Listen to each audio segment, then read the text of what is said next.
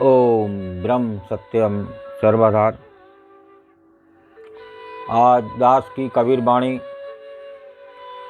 सतगुरु आत्म दृष्टि है, तो आज इस पर एक संत कबीर दास जी का आनंद लेते हैं। बहुत ही सुंदर वाणी। सतगुरु के बिना ये जीवन अधूरा, मानव चोला ही व्यर्थ, क्योंकि आत्म दृष्टि सतगुरु ही दिखाता है। तो देखिए, आइए आनंद लेते हैं और सेवन करते हैं एक संत कबीर वाणी और समझें कि ये क्या संदेश दे रही है। सतगुरु आत्म दृष्टि है, सतगुरु आत्म दृष्टि है, इंद्री टिकै न कोय।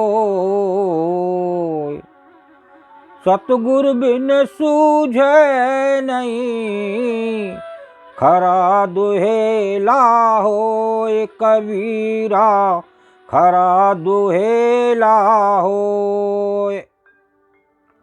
सतगुरु आत्म दृष्टि है, इंद्री टिकै न कोय। सतगुरु बिन सूझे नहीं, खरा दुहेला होय। सतगुरु आत्म ज्ञान की दृष्टि है, जो इंद्रियों के सभी विकारों को दूर कर देती है। सतगुरु के बिना कुछ भी दिखाई नहीं देता। जो खरा है, जो सत्य है, वो बड़ा ही दुर्गम है। उसे आत्मदृष्टि के बिना कोई नहीं देख सकता। एक आत्मदृष्टि को दिखाने वाला सतगुरु, भव से पार करने वाला सतगुरु, इस मानव चोले की रक्षा करने वाला सतगुरु, बार बार आवागमन से मुक्त करने वाला सतगुरु। तो आइए दूसरी वाणी का आनंद लेते हैं। सतगुरु क्रिया फेरिया, सतगुरु क्रिया फेरिया, मन का और ही रूप।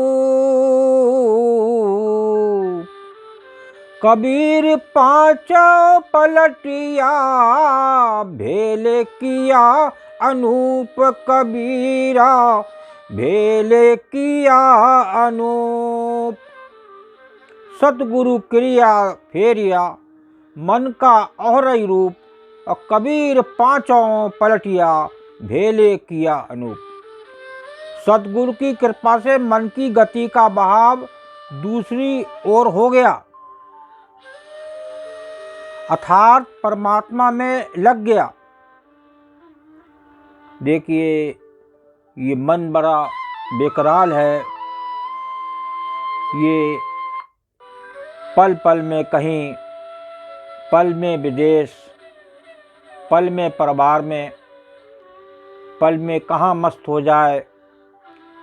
तो एक सतगुरु की कृपा से मन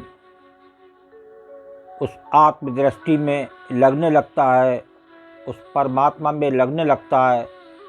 उसका बहाव उस परमात्मा की ओर हो जाता है। और आगे बता रहे हैं, मन ही नहीं, पांचों इंद्रियों की गति भी उसी परम तत्व में लग गई। जो इंद्रियां हैं, जो भोग विलास में लिप्त रहती हैं, उनको भी मोड़ने वाला सतगुरु। तो ये एक संत कबीर दास जी की वाणी को समझें। जब तक आप बार बार श्रवण नहीं करेंगे और बात को समझेंगे नहीं, तो कुछ भला होने वाला नहीं। आगे वाणी का आनंद लेते हैं। सतगुरु की माने नहीं, सतगुरु की माने नहीं, अपनी कह बनाए।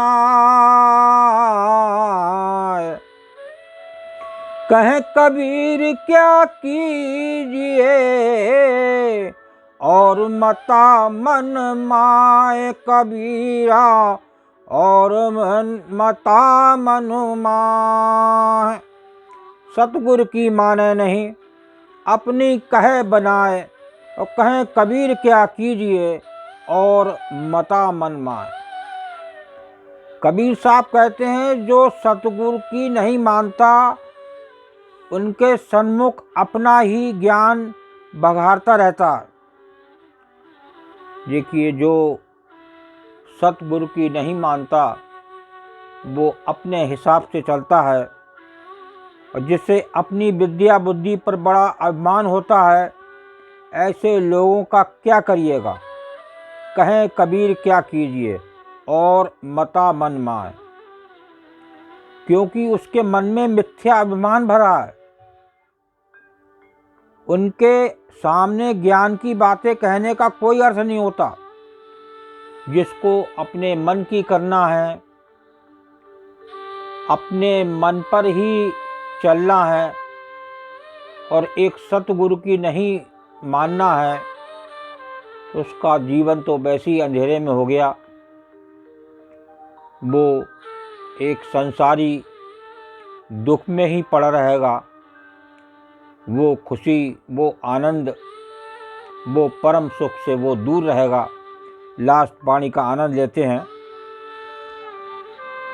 सतगुरु अमृत बोया, सतगुरु अमृत बोया, शिष्य खारा है जाय।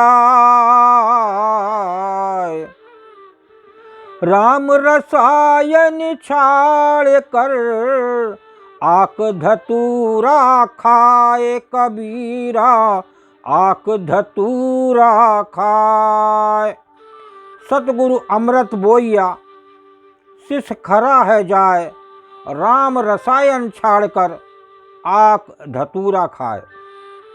सतगुरु ने उपदेश रूपी अमर फल का बीज शिष्य के हृदय रूपी खेत में बो दिया। यदि कोई ज्ञानी शिष्य होगा, तो उसे श्रद्धा जल से सींच कर फल प्राप्त कर लेगा। देखिए, सतगुरु ने जो अमृत रूपी अमर फल शिष्य के हृदय में बो दिया, अब जो ज्ञानी शिष्य होगा, वही श्रद्धा के जल से सींच कर उसे का आनंद लेगा। और अज्ञानी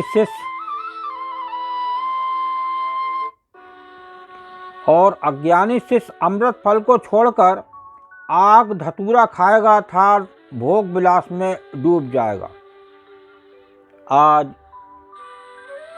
आप संसार में देखें, जो पूजाएं हैं, वो कामना पूर्ति के लिए रह गई।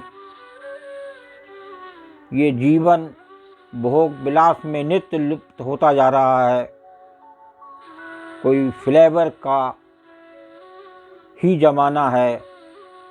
इतने फ्लेवर हैं कि कंपनियां बनाते बनाते परेशान हैं, और नित्य ये परिवार अपने बच्चों से परेशान हैं